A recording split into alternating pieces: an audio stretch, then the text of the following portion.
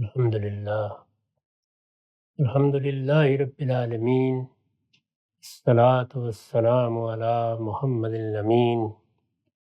اعوذ باللہ من الشیطان الرجیم، بسم اللہ الرحمن الرحیم۔ خواتین و حضرات، ہم سورہ حج میں آیت 63-64 کا مطالعہ کر رہے ہیں۔ یہ وہی اللہ کی نصرت کا مضمون ہے۔ وعدہ فرمایا کہ میں نے تمہیں جس ابتلا میں ڈالا ہے وہ اسی قانون کے تحت ہے جو اس پورے عالم میں کار فرما ہے۔ اس وقت تم مظالم کا ہدف بنے ہوئے ہو، اللہ نے تمہاری مدد کا فیصلہ کر لیا ہے۔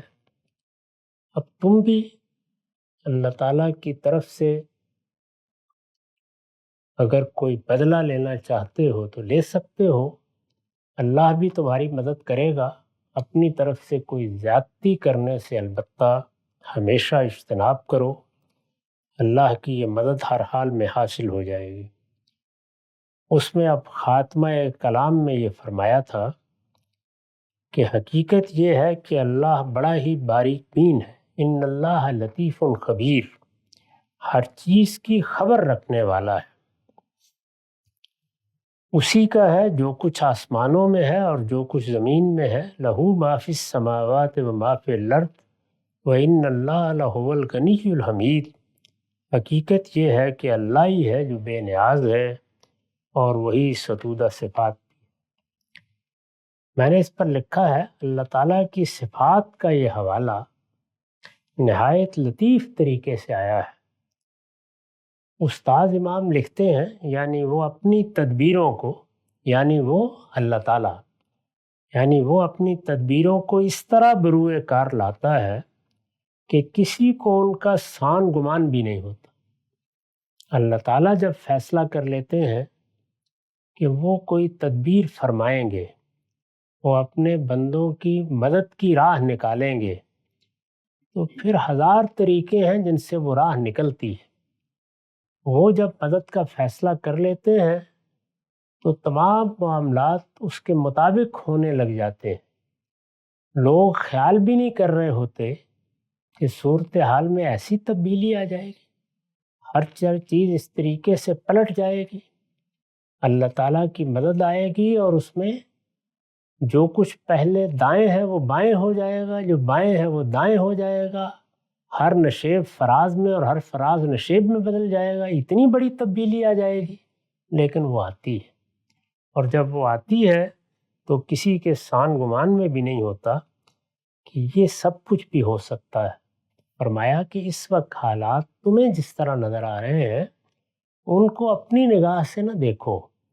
اللہ بڑا لطیف بھی ہے اور بڑا خبیر بھی ہے۔ وہ ہر چیز کو جانتا ہے اور بڑا باریک بین ہے۔ وہ ان راستوں سے تمہاری مدد کرے گا جو اس وقت تمہارے تصور میں بھی نہیں آ سکتے، لیکن جب اس کی مدد آئے گی تو وہی راستے کھلتے چلے جائیں گے۔ وہ بڑی خبر رکھنے والا ہے۔ لوگ صرف ظاہر کو دیکھتے ہیں، لیکن وہ ماضی کے پردوں میں جو کچھ چھپا ہوا ہے اس سے بھی باخبر ہے، اور مستقبل کے اوٹ میں جو کچھ ہے اس سے بھی باخبر ہے۔ تو جب وہ ماضی کو بھی جانتا ہے، حال کو بھی دیکھ رہا ہے، مستقبل کو بھی جانتا ہے، تو پھر تمہیں مطمئن رہنا چاہیے کہ جب وہ مدد کا فیصلہ کر رہا ہے تو تمہاری مدد ہوگی۔ جو حالات اس وقت مسلمانوں کو درپیش تھے ان میں یہ تسلی ہے۔ وہ حالات ایسے نہیں تھے کہ یہ کہا جائے کہ مدد آئے گی تو اس کا کچھ گمان بھی ہو سکتا ہو۔ ہر آدمی خیال کرے گا کہاں سے آ جائے گی۔ ہم جس صورتحال سے دوچار ہیں اس میں تو کوئی راستہ نظر نہیں آ رہا۔ اس وقت ایک بستی ہے، اس میں بعض لوگوں کو غلبہ حاصل ہے، وہ ہمارے سردار ہیں، ہم ان کے زیر دست ہیں۔ جس کو چاہتے ہیں ہدف متائن بنا لیتے ہیں، جس کو چاہتے ہیں ہدف مظالم بنا لیتے ہیں۔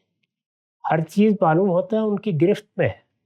تو جب کسی کے پاس طاقت ہوتی ہے اور وہ طاقت کے نشے میں اقدامات کر رہا ہوتا ہے تو ظاہر ہے کہ جو لوگ اس کا ہدف بنتے ہیں یہی خیال ہوتا ہے کہ ان کے لیے کہاں سے راہ نکلے گی۔ اللہ تعالیٰ فرماتے ہیں کہ جب میں فیصلہ کر لیتا ہوں تو پھر راہیں اس طرح نکلتی ہیں کہ وہ تمہارے سان گمان میں بھی نہیں ہوتا۔ یہ تسلی دی۔ اس کے بعد مزید فرمایا کہ وہ غنی بھی ہے اور حمید بھی ہے، یعنی اللہ تعالیٰ کی صفات کے دونوں پہلوؤں کو ہمیشہ ملحوظ رکھنا چاہیے۔ بعض اوقات انسان یہ غلطی کرتا ہے کہ وہ کسی ایک پہلو کے ساتھ اپنے آپ کو وابستہ کر لیتا ہے اور پھر اسی سے توقعات بھی وابستہ کرتا ہے۔ چنانچہ ہر جگہ یہ بتایا جاتا ہے کہ اگر وہ علیم ہے تو حلیم بھی ہے، اگر وہ عزیز ہے تو حکیم بھی ہے۔ یہاں یہ بتایا گیا ہے کہ وہ بے نیاز بھی ہے اور ستودہ صفات بھی ہے۔ بے نیاز ہے، میں نے اس پر لکھا ہے، یعنی صرف بے نیاز ہی نہیں، اس کے ساتھ ستودہ صفات بھی ہے۔ یعنی یہ صحیح ہے کہ اس دنیا کے ایک گوشے میں تم اس کی ایک مخلوق ہو، اس کی ہزاروں لاکھوں مخلوقات ہیں۔ اگر کائنات کے لحاظ سے دیکھو تو ان تمام مخلوقات اور تمہارے کرۂ ارض کی حیثیت ایک ذرے کے برابر بھی نہیں ہے، لیکن وہ تمہارے ساتھ وابستہ ہے۔ تم اس کی مخلوق ہو، وہ تمہارا پروردگار ہے اور مالک ہے اور ربوبیت فرما رہا ہے۔ وہ ہر لحظہ تم پر نگران ہے، وہ سمیع و بصیر ہے۔ تو اس کو اس طرح بیان کیا کہ یہ تو صحیح ہے کہ اس کو کسی کا نیاز نہیں ہے، کسی کی احتیاج نہیں ہے، وہ کسی کی نہ رفاقت کا محتاج ہے نہ مدد کا محتاج ہے، وہ زمین و آسمان کا مالک ہے، لیکن تم بہرحال اس کے بندے ہو۔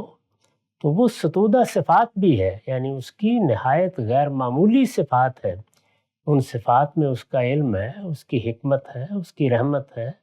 وہ اپنی رحمت اور اپنے کرم سے تمہارا احاطہ کیے ہوئے ہے، اس لیے مایوس ہونے کی کوئی وجہ نہیں ہے۔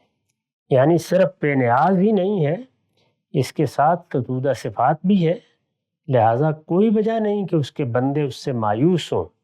اس میں شبہ نہیں کہ وہ بے ہمہ ہے، یعنی ہر ایک سے الگ ہے، کوئی نہ اس پر منحصر ہے نہ وہ کسی پر منحصر ہے، لیکن ہر لحظہ ان کا نگران اور ان کے ساتھ بھی ہے۔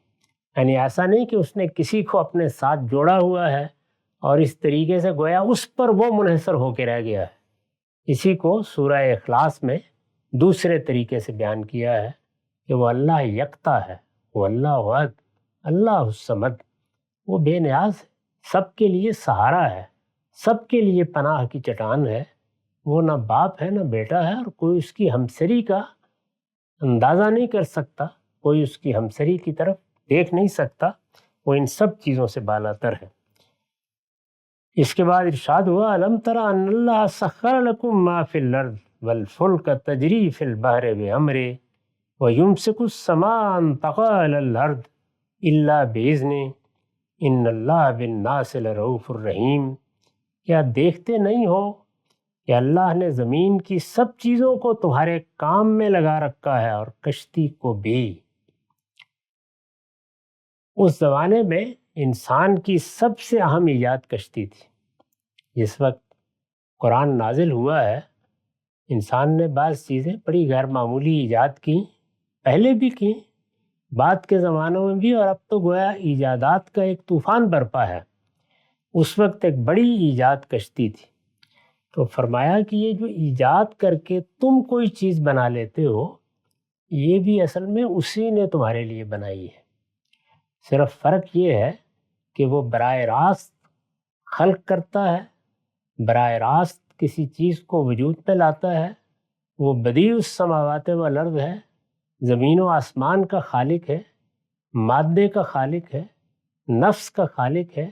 اس نے اس کائنات میں ہزاروں لاکھوں کروڑوں اجرام پیدا کر دیے ہیں، تم شمار بھی نہیں کر سکتے کہ اس کی کائنات کہاں تک وسیع ہے۔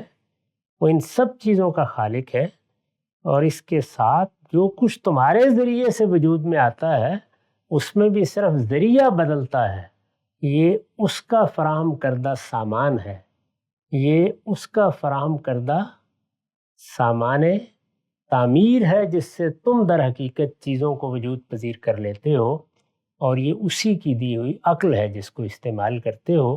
لہٰذا یہ چیزیں بھی جب تم استعمال میں لاتے ہو تو در حقیقت اللہ ہی تمہارے استعمال میں لا رہا ہوتا ہے۔ تو اس طریقے سے انسان کی ایجادات کے بارے میں بھی اس کی غلط فہمی کو دور فرمایا۔ کیا دیکھتے نہیں ہو کہ اللہ نے زمین کی سب چیزوں کو تمہارے کام میں لگا رکھا ہے؟ یعنی یہ سب چیزیں جو زمین میں تمہاری مدد کر رہی ہیں، تمہاری خدمت کر رہی ہیں، تمہاری ضرورتیں پوری کر رہی ہیں، تمہاری احتیاجات میں کام کر رہی ہیں، یہ سب اس کی فراہم کردہ ہیں۔ اور صرف یہی فراہم کردہ نہیں ہے، بلکہ جو کچھ تم بناتے ہو اور ایجاد کرتے ہو اور اس سے اپنے لیے سہولتیں پیدا کرتے ہو، وہ بھی تمہارے کام میں لگا ہوا ہے۔ تو اسی لیے لگا ہوا ہے کہ یہ اس کے فراہم کردہ مادے سے وجود پذیر ہوا ہے۔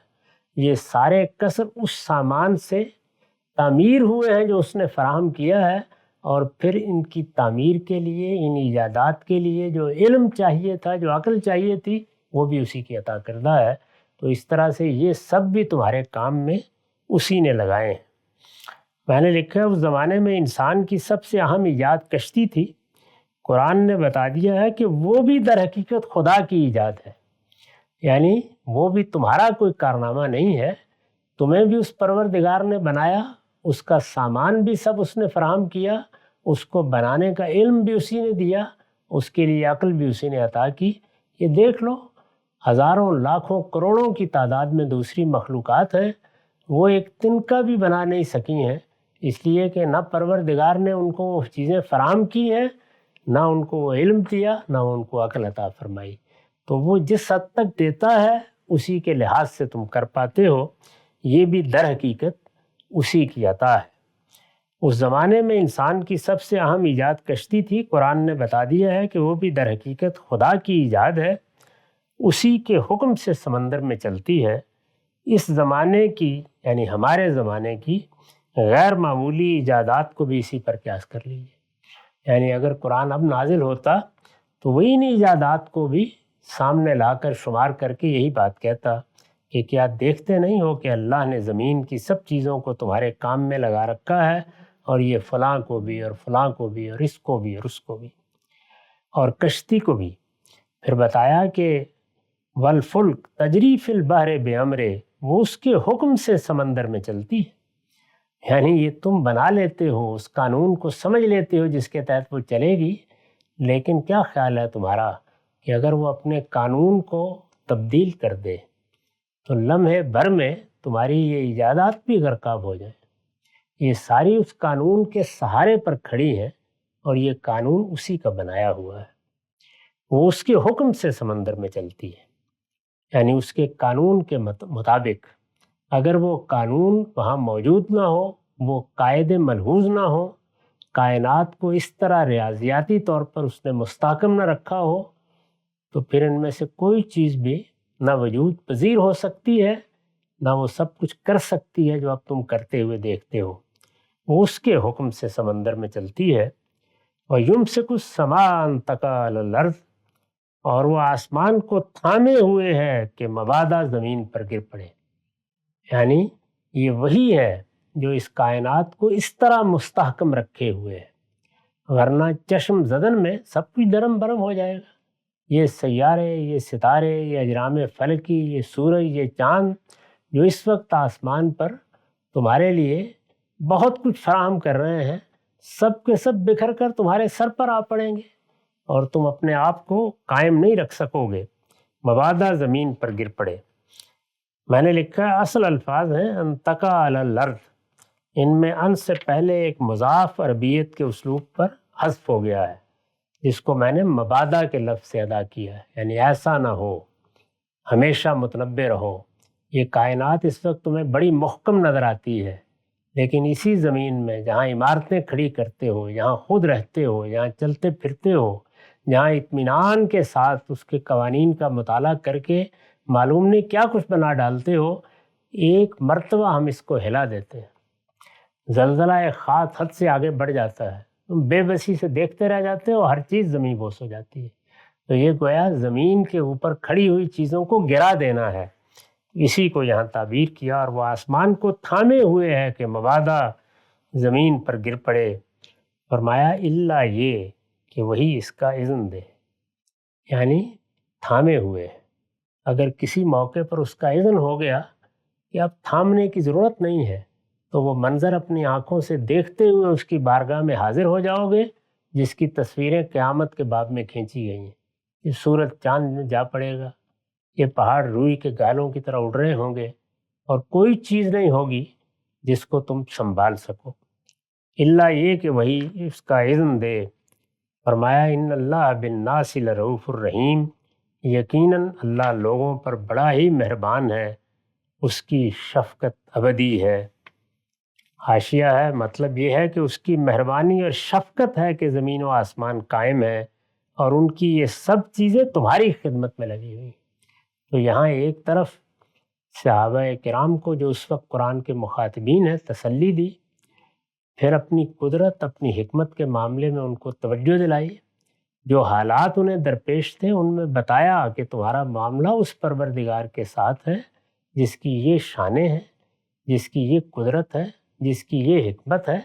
اس کی شانوں کو بھی سمجھو، اس کی صفات کو بھی سمجھو، اور یہ بھی جانو کہ اس نے اس دنیا میں اگر ظلم کو مہلت دے رکھی ہے تو اس کا قانون کیا ہے۔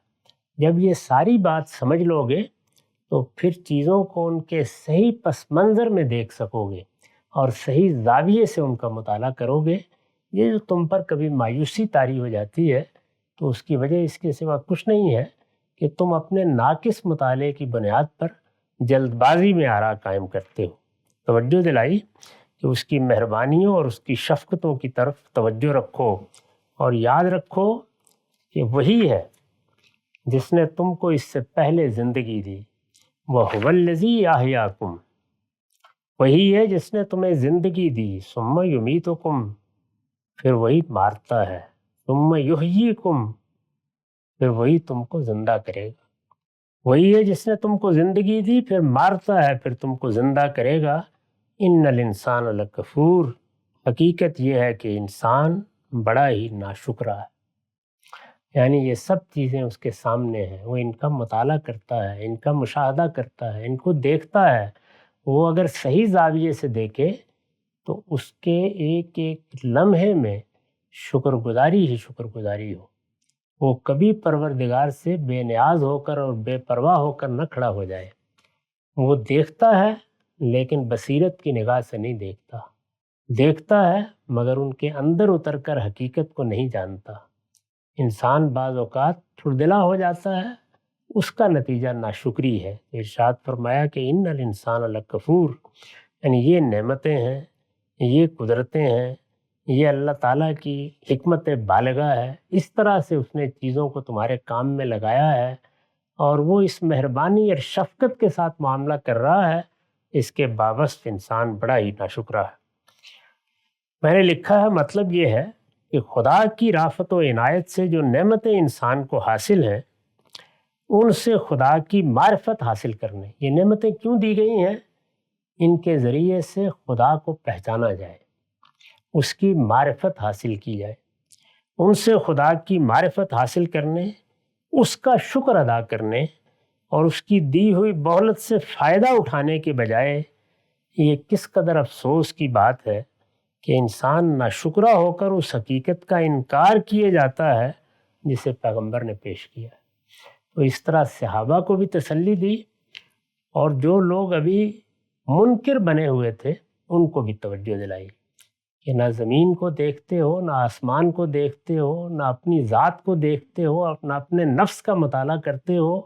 جو کچھ تمہیں ملا ہے، جو کچھ میسر ہوا ہے، اس کو اپنا استحقاق سمجھے بیٹھے ہو۔ یہ اس کی رافت، اس کی رحمت، اس کا کرم اور اس کی نوازش ہے۔ تم ان سب چیزوں کو دیکھو تو کبھی ناشکری کا تصور بھی نہ کرو، لیکن انسان افسوس یہ ہے کہ بڑا ہی ناشکرا ہے۔ ان الانسان لکفور۔ اس کے بعد پھر مضمون اصل کی طرف لوٹ گیا۔ ارشاد ہوا لکل امت جعلنا منسکا ہم ناسکوہ فلا ینازعنک فی الامر ودع الی ربک انک علی ھدی مستقیم۔ یعنی جب ہر پہلو سے تسلی دی، جہاد کا اذن دیا، یہ بتایا کہ ظلم و عدوان کے خلاف اب تم بھی ہاتھ اٹھا سکتے ہو، پھر اپنی مدد کا وعدہ کیا، پھر اپنی قدرت اور حکمت کے ہر پہلو کی نشاندہی کی اور دونوں فریقوں کو متنبع کیا۔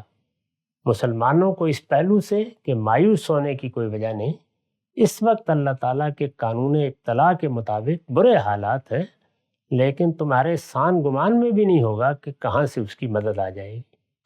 وہ لوگ جو پیغمبر کے مقابلے میں کھڑے ہو گئے تھے ان کو متنبع فرمایا، اور ہر پہلو سے متنبع کر کے آخر میں کہا کہ ان الانسان لکفور، یہ تمہاری ناشکری ہے، ورنہ اگر صحیح زاویے سے غور کرو تو تمہارا رواں رواں اس پروردگار کا شکر ادا کرے۔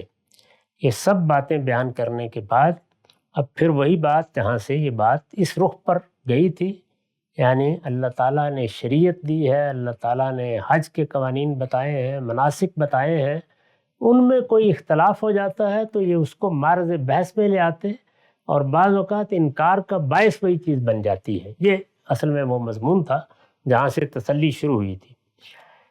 فرمایا یہ اعتراض ہے کہ یہ نئی شریعت مختلف کیوں ہے، یعنی یہ ایک بڑا اعتراض ہے کہ اللہ تعالیٰ نے ہمیشہ سے ایک ہی دین دیا ہے، وہ دین اسلام ہے۔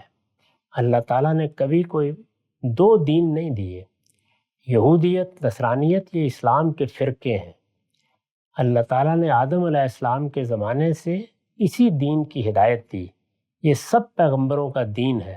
محمد الرسول اللہ صلی اللہ علیہ وسلم اس کے بانی نہیں ہیں، وہ اس کے آخری پیغمبر ہیں، اس کے مجدد ہیں۔ انہوں نے اس کی تعلیمات کو زندہ کیا ہے، ہمیں قرآن جیسی کتاب دی ہے، اور پھر ہمیشہ کے لیے محفوظ ہمارے ہاتھوں میں منتقل کر دیا ہے۔ ارشاد فرمایا کہ یہ ظاہر ہے کہ ایک صدیوں پر پھیلی ہوئی تاریخ ہے، اس میں لوگ شریعت کے معاملے میں یہ بحث اٹھا دیتے ہیں کہ اس میں تبدیلی کیوں ہو گئی، تو اس کو موضوع بنایا ہے۔ انہیں اعتراض ہے کہ یہ نئی شریعت مختلف کیوں ہے۔ ارشاد ہوا انہیں بتاؤ لِكُلِّ أُمَّةٍ جَعَلْنَا مَنْسَكًا هُمْ نَاسِكُوهُ، ہم نے ہر امت کے لیے ایک طریقہ مقرر کیا ہے کہ وہ اسی پر چلیں گے، یعنی ایک ہے اصل دین۔ اصل دین تو ایمان و اخلاق ہے، یعنی وہ چیزیں جن کو ہر مسلمان کو ماننا ہے، اور وہ چیزیں جس کو اپنے تزکیے کے لیے اختیار کرنا ہے۔ بدن کی تطہیر، پرونوش کی تطہیر، اپنے اخلاق کی تطہیر، اصل دین یہ ہے۔ یہ دین سب پیغمبروں کے ہاں ایک ہے، اس کا مقصد ہمیشہ سے ایک ہی رہا ہے، اس کا نصب العین ہمیشہ سے ایک ہی رہا ہے۔ اس میں جو بنیادی ہدایت ہے اور پیغمبر جس پر اصرار کرتے ہیں وہ چند لفظوں میں وہی ہے جس کو قرآن مجید نے سب نبیوں کا حوالہ دے کر بیان کیا ہے کہ اللہ پر سچا ایمان رکھیں، آخرت کو ایک حقیقت کے طور پر مانیں اور اچھا عمل کریں۔ یہ دین کی بنیادی دعوت ہے۔ اس کے بعد قانون دیا جاتا ہے۔ قانون انسان کی اخلاقی معاملات میں رہنمائی کرتا ہے، یعنی اللہ تعالیٰ نے جو ہدایت اس کو اجمال میں دی ہے، وہ جب اس کی تفصیل جاننا چاہتا ہے تو وہاں اس کے لیے مسائل پیدا ہوتے ہیں، تو پھر اللہ تعالیٰ ایک قانون اور ایک ضابطہ عطا فرماتے ہیں، اس کو شریعت کہا جاتا ہے۔ جو کچھ اختلاف ہوتا ہے وہ اس شریعت میں ہوتا ہے، وہ کبھی اصل دین میں نہیں ہوتا، اور اس کے مختلف وجوہ ہیں۔ حالات بدل جاتے ہیں، افراد بدل جاتے ہیں، قوموں کے اطوار بدل جاتے ہیں، تمدن میں غیر معمولی تبدیلیاں آ جاتی ہیں۔ اس کے پیش نظر اللہ تعالیٰ بھی اس قانون میں تبدیلی کرتے ہیں، اس کی بنیاد وہی رہتی ہے، یعنی قانون اپنی اصل میں اپنے ریشنل میں ایک ہی جگہ پر کھڑا ہوتا ہے، لیکن حالات کی تبدیلی کے لحاظ سے اس کو بھی تبدیل کر دیا جاتا ہے۔ اس طرح شریعت میں اختلاف پیدا ہوتا ہے، تو فرمایا کہ یہی طریقہ ہم نے اس سے پہلے بھی اختیار کیا۔ انہیں اعتراض ہے کہ یہ نئی شریعت مختلف کیوں ہے۔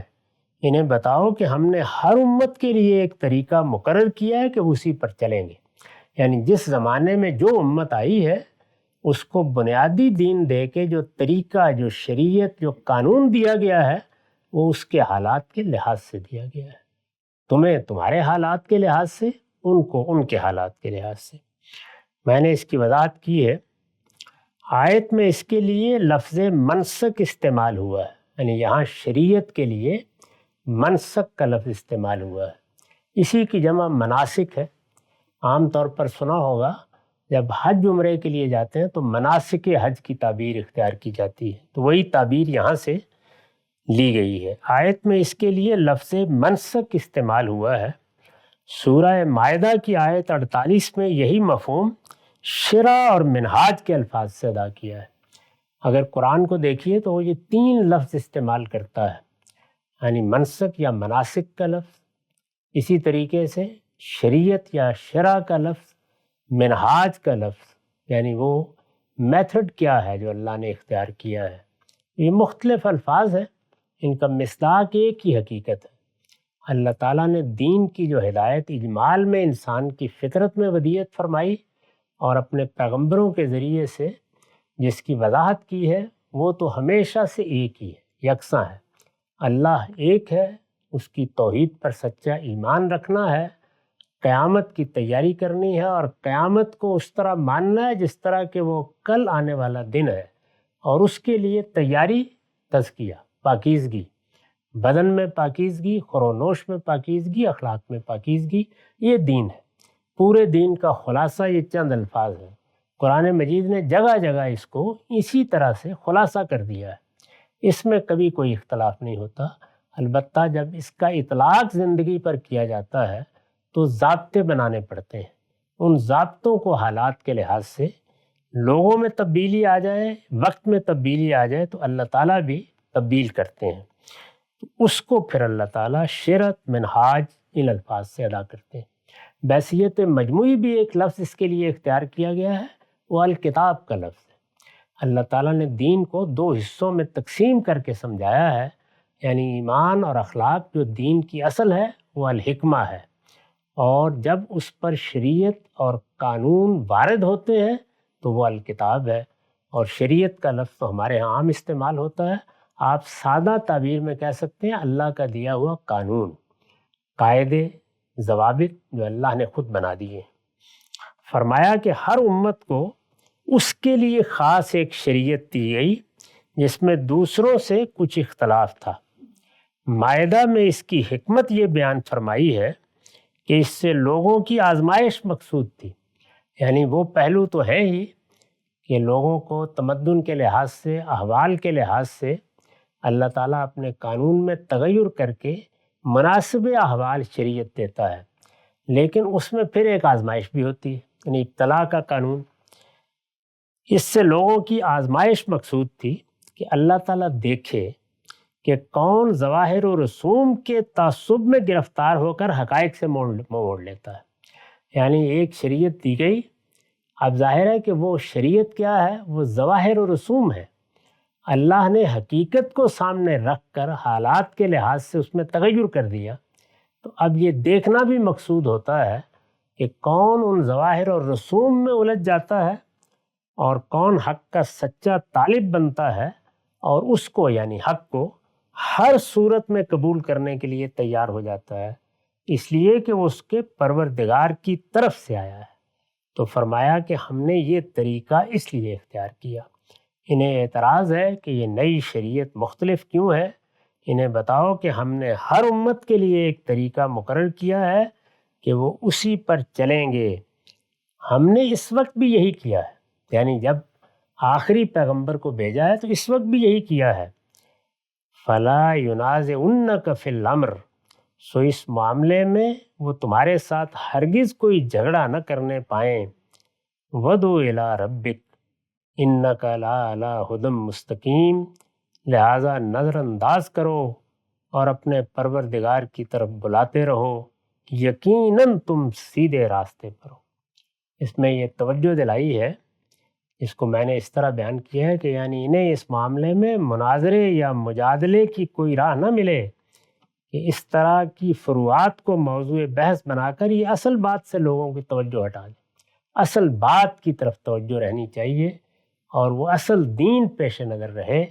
باقی اللہ تعالیٰ بندوں پر شفقت فرماتے ہیں کہ ان کی حالات کی رعایت سے اس میں کبھی تخفیف کر دیتے ہیں، کبھی تبدیلی کر دیتے ہیں، کبھی کوئی ایسا تغیر کر دیتے ہیں جو اب ان کے حالات کے لحاظ سے مناسب ہوتا ہے. اقول قولی ھذا واستغفر اللہ لی ولکم ولسائر المسلمین۔